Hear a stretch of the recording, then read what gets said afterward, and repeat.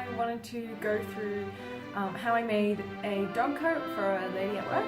So I based my construction off a Berta pattern, the Berta 7752, and I loosely followed view D. I cut out the pattern sections out from the big tissue sheets and then went ahead and traced them so that I can use the pattern in a different size if I want to later. And you can see me doing that here. So it's probably important to note at this point that I had pre-washed and ironed all the fabric for this piece, so the red and the tartan print, and then I could go ahead and cut it without worrying that it might shrink.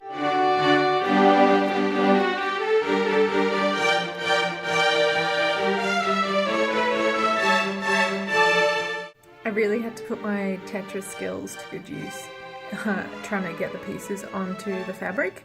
The Berta pattern, like, suggested layout for how to cut it is on one of the pieces. It was what you can see me studying for like a good 15 minutes because the way that they had it on the pattern and how the fabric was didn't work. Like, didn't work the same way because the fabric I'd gotten was like 104 centimeters tall or something, and the layout they suggested was for 114 centimeters. So I had to try and figure out how the hell to get it all onto the same fabric, so to make sure I had enough fabric.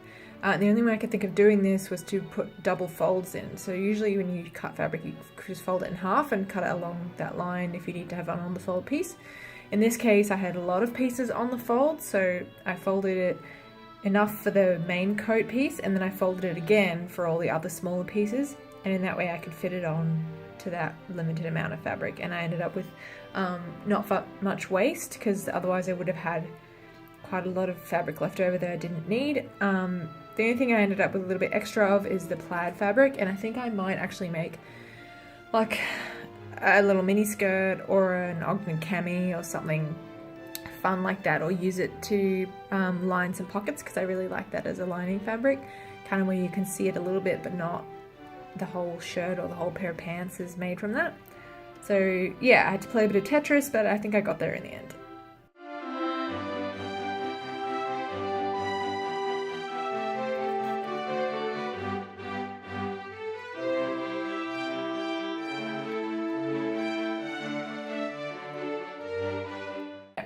Once I traced and copied the size that I wanted from the pattern, I went ahead and cut all the pieces out of both fabrics.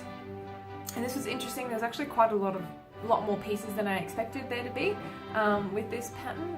I thought it would be quite straightforward. Turns out it's pretty much just as complicated as constructing any dress or piece of clothing.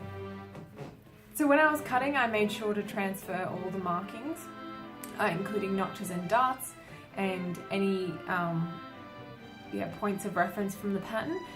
I found that Berta does this a little bit differently to Rogue and McCall's, which is the only other commercial patterns I've used. I'm used to seeing a little triangle symbol for the darts, which in this case was just a line, so I had to be very careful that I didn't miss it, which I did on a few pieces, but you can always go back and copy that over again.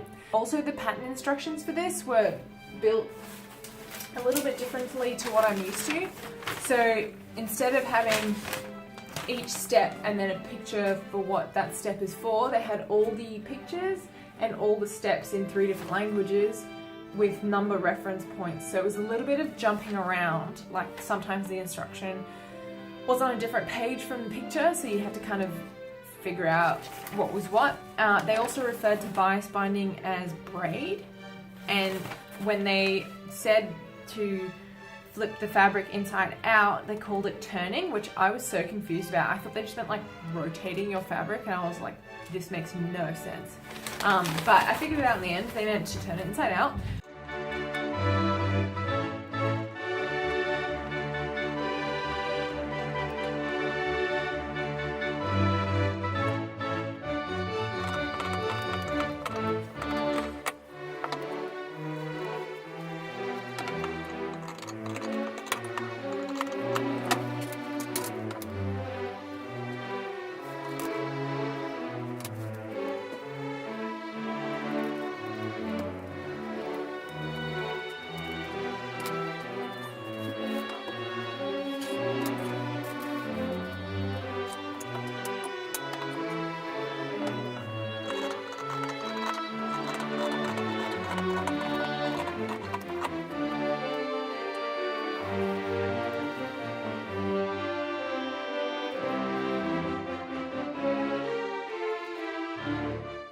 So the first step was to sew the darts in the main fabric and to bias bind the edges of the little cape hood thing.